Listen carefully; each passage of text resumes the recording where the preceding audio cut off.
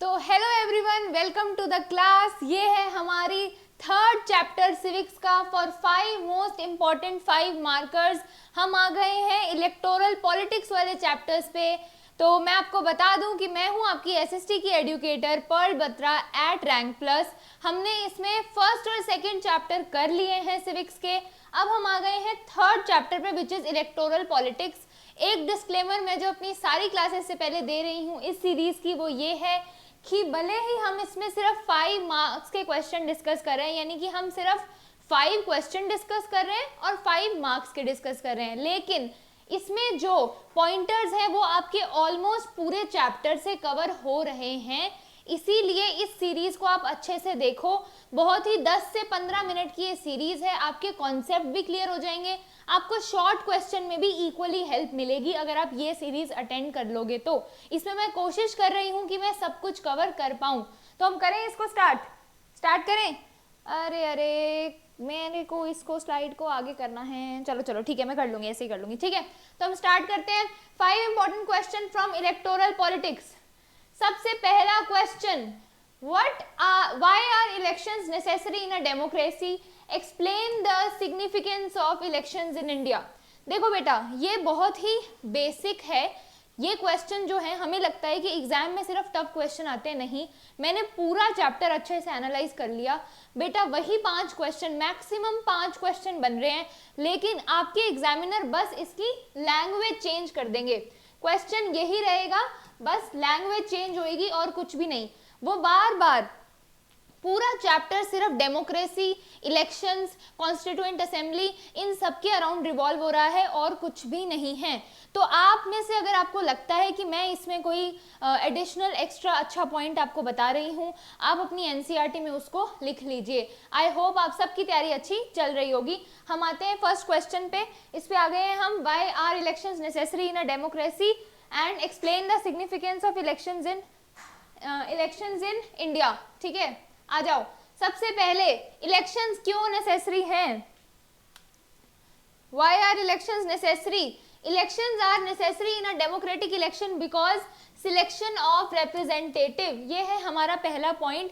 हमने इंडिया की डेमोक्रेसी से ये समझा है, हम पॉलिटिकल साइंस, सिविक्स, ये सब एक ऐसे सब्जेक्ट हैं जो आपको डे टू डे लाइफ में दिखते हैं। तो मैं इसको रियल लाइफ एग्जांपल से अगर बताऊं तो फर्स्ट पॉइंट है सिलेक्शन ऑफ रिप्रेजेंटेटिव। यस, आप लोगों के मम्मी पापा जब वोट डालने जाते हैं तो आप देखते होंगे कि वो वोट इसीलिए डाल रहे हैं ताकि वो अपना एक नेता को चूज कर सके जो उन्हें सर्व करेगा।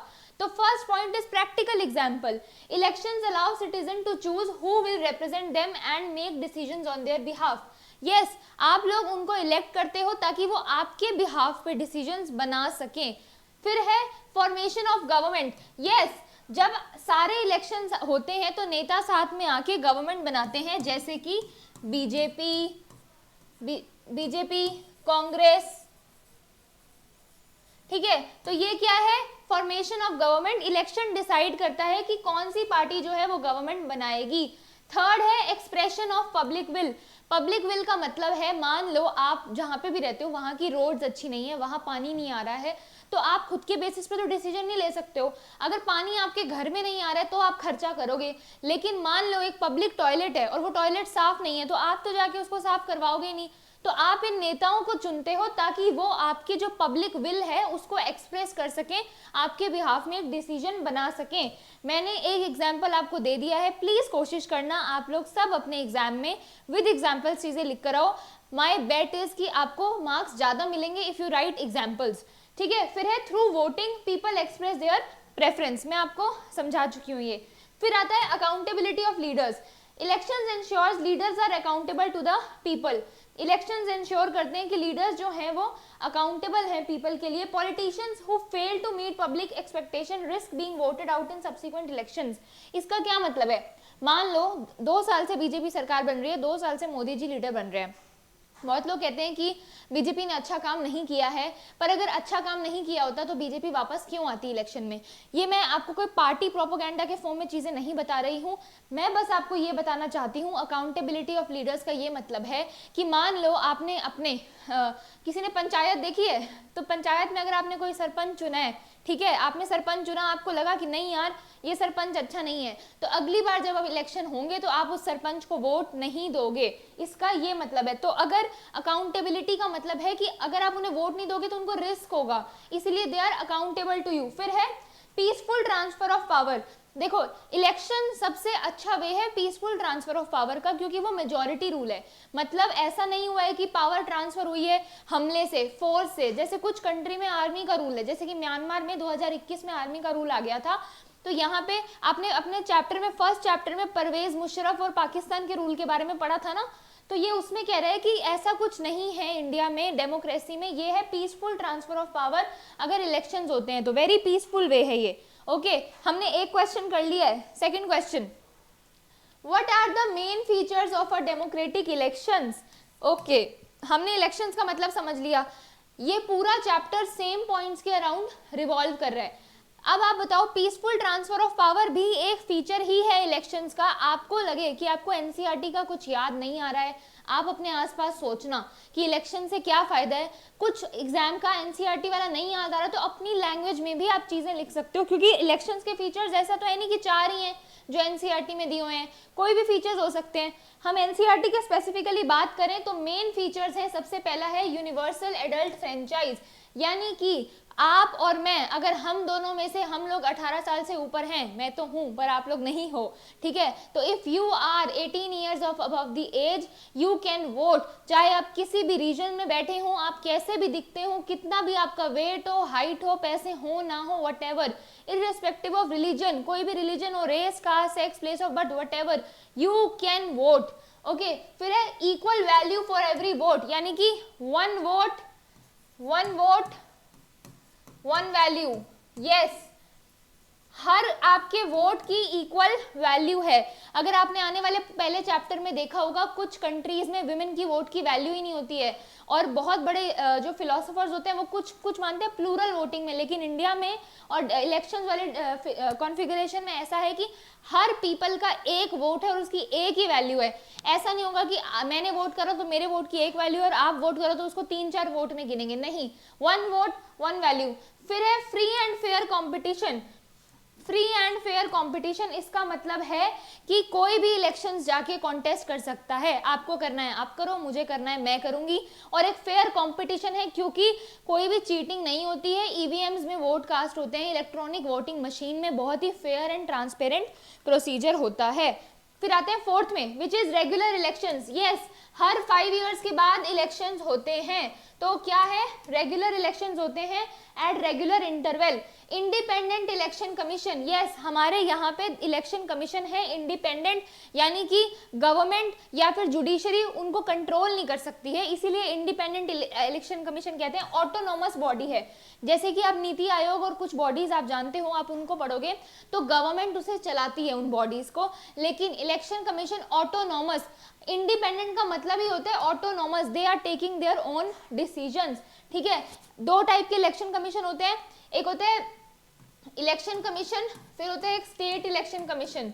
जो इलेक्शन कमीशन होता है और स्टेट इलेक्शन कमीशन होता है, स्टेट इलेक्शन कमीशन पंचायत और इन सब के इलेक्शन कराता है, सेंटर स्टेट लेवल पे इलेक्शन कमीशन कराता है। फेयर रिप्रेजेंटेशन, फेयर रिप्रेजेंटेशन मतलब जो लोग आजकल ईडब्ल्यूएस को भी रिजर्वेशन मिलने लगी है, फेयर रिप्रेजेंटेशन मतलब विमेन जो पिछड़े हुए वर्ग की हैं उनको वहां पे क्या मिलता है, 1/3 of the seats reservation. SC, ST, OBCs, minorities, इन सबको इक्वली आगे आने का मौका दिया जाता है, ठीक है, हमने पढ़ लिया ये। अब आते हैं थर्ड क्वेश्चन पे, हमने 2 क्वेश्चन कर लिए इलेक्शंस के अराउंड, पूरा फंडा क्लियर कर दूंगी इस वीडियो में, सिर्फ 10 मिनट की, और क्वेश्चन भी मोस्टली कवर हो जाएंगे। मैं आपको एक डिस्क्लेमर दे दूं, आप में से बहुत लोग कहते हैं मैम हम पढ़ के तो बहुत जाते हैं, लेकिन एग्जाम में जब हम पहुंचते हैं तो मैम क्वेश्चन कुछ और ही पूछता है। देखो बेटा, मैं भी आपके इतने पेपर मैंने एनालाइज करती हूँ, मैं ये देखती हूँ क्वेश्चन वही है, बस लैंग्वेज घूमी हुई है। जब मैं 9th या 10th में थी तब मेरे अंदर इतनी समझ नहीं थी और तब ये YouTube नहीं था कि मैं बता पाती, क्वेश्चन वही आता है जो आपने पढ़ा है, बस उसकी लैंग्वेज चेंज होती है, और SST बिल्कुल भी हुआ नहीं है, क्वेश्चन वही रहने वाला है, मतलब आपको बस लैंग्वेज अलग बता देगा वो। इलेक्शंस को वो पूछेगा एक बड़ा सा स्टेटमेंट देके, लिखना वही है कि इलेक्शंस कैसे अच्छे हैं, कैसे फेयर हैं और वो सब। ओके, आ जाते हैं थर्ड क्वेश्चन पे। Third question, discuss the role of the election commission in ensuring free and fair elections in India. हमने पढ़ लिया कि इलेक्शन कमीशन क्या है, ऑटोनॉमस बॉडी है।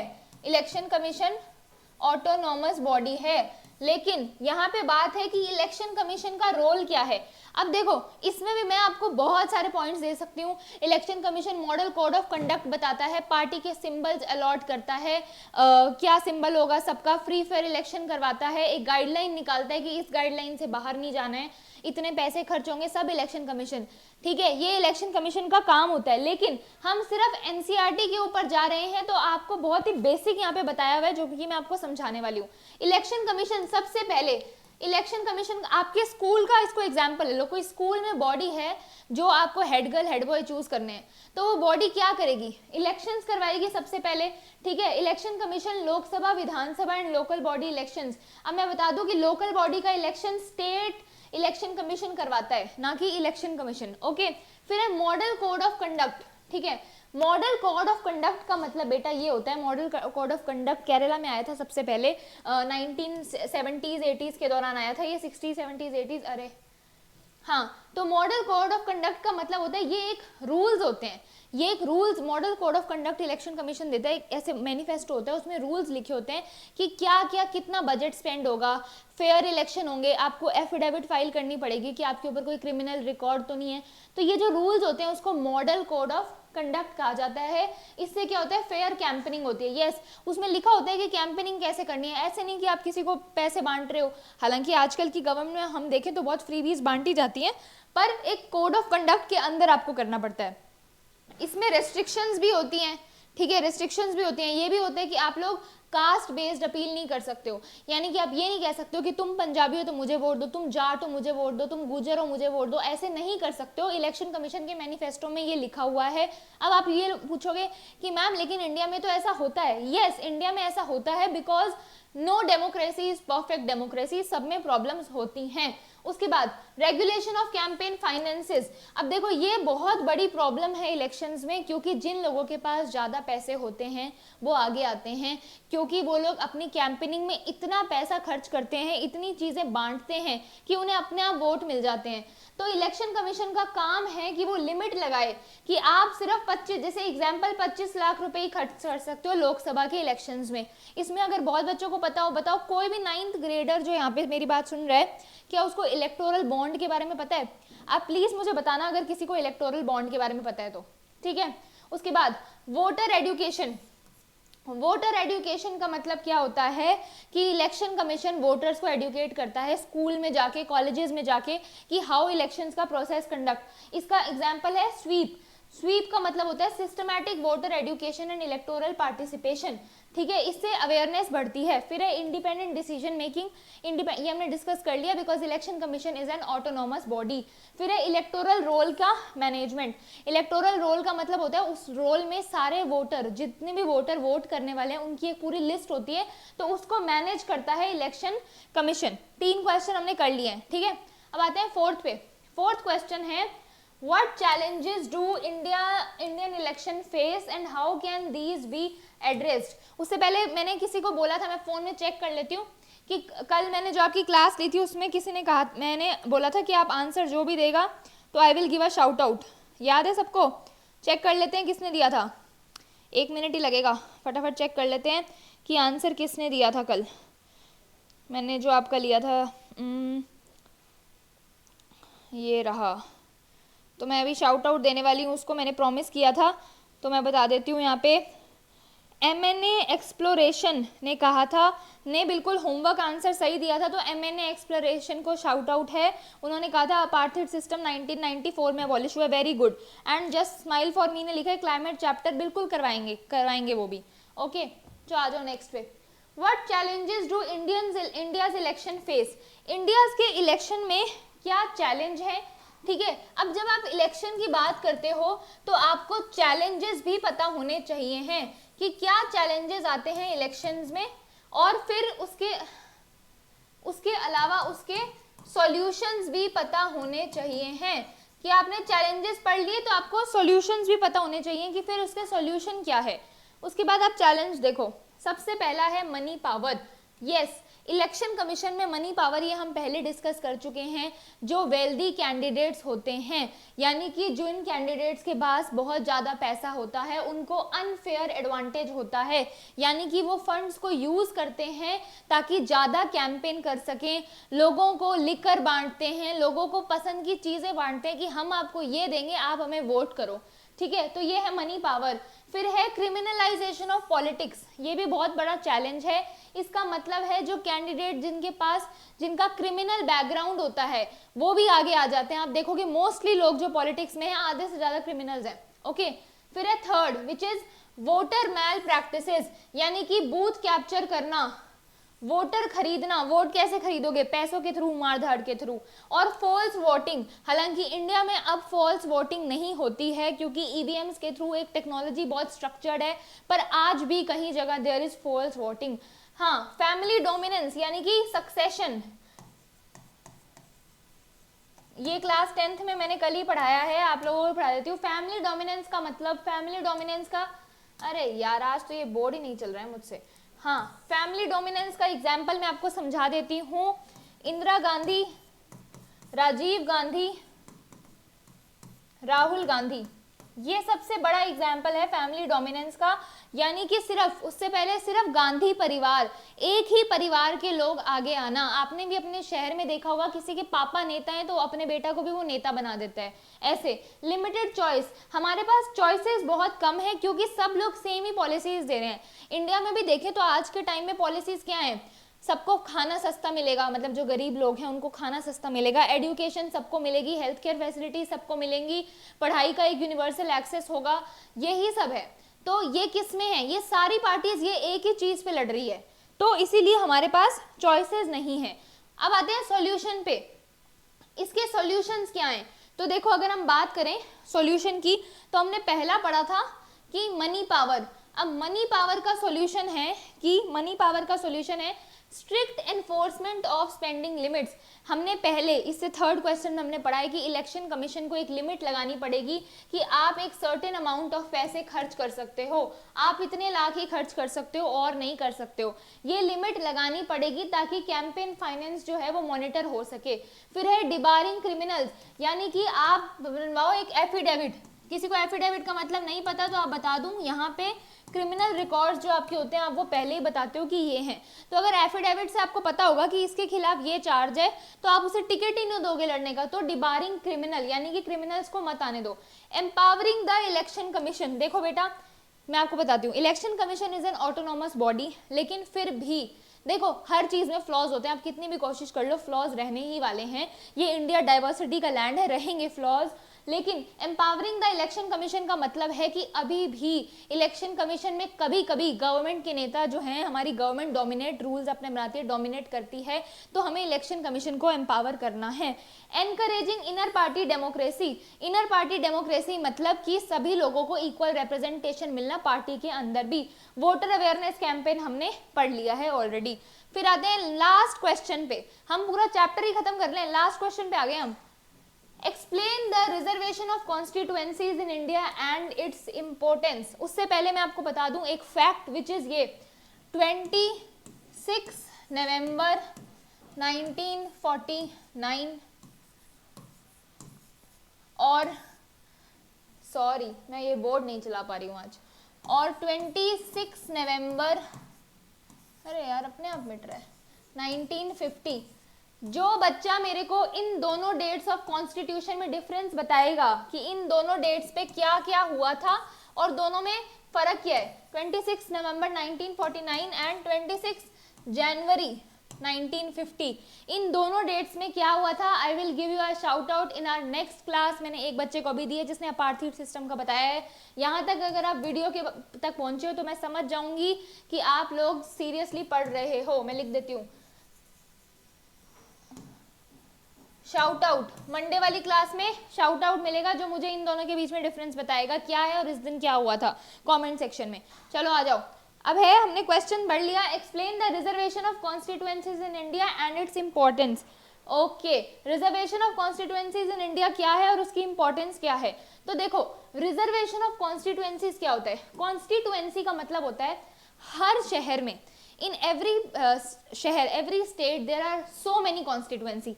लाइक अगर राजस्थान की बात करें तो अभी ये क्लासेस आपकी जयपुर से हो रही है, so Jaipur is also a constituency, ठीक है। तो रिजर्वेशन ऑफ कॉन्स्टिट्यूएंसी का ये मतलब है, रिजर्वेशन का ये मतलब है ताकि फेयर रिप्रेजेंटेशन हो वीकर सेक्शन का। वीकर सेक्शन में इंडिया कॉन्स्टिट्यूशन कहता है कि जो पिछड़े हुए वर्ग हैं, जैसे कि सुप्रीम क्या schedule caste, schedule tribe, other backward classes, women, economically weaker sections, इन सब को आपको देना है रिजर्वेशन, ठीक है। कुछ कास्ट को रिजर्वेशन देना है, जैसे कि मेजरली एससीज एंड एसटी। इसका एग्जाम्पल है कि 2019 का जो इलेक्शन हुआ था उसमें 84 सीट्स थी लोकसभा में रिजर्व्ड एससीज के लिए एंड 47 एसटीज के लिए थी, ठीक है। पॉपुलेशन के अकॉर्डिंग डिसाइड होता है। अब देखो ये एग्जाम्पल हर बच्चा लिख कर आएगा अगर कॉन्स्टिट्यूएंसी पे क्वेश्चन आता है, ये एग्जाम्पल हर कोई लिख कर आएगा अगर कॉन्स्टिट्यूएंसी पे क्वेश्चन आता है कि कैसे 2019 के लोकसभा इलेक्शंस में इतनी सीट्स रिजर्व थी।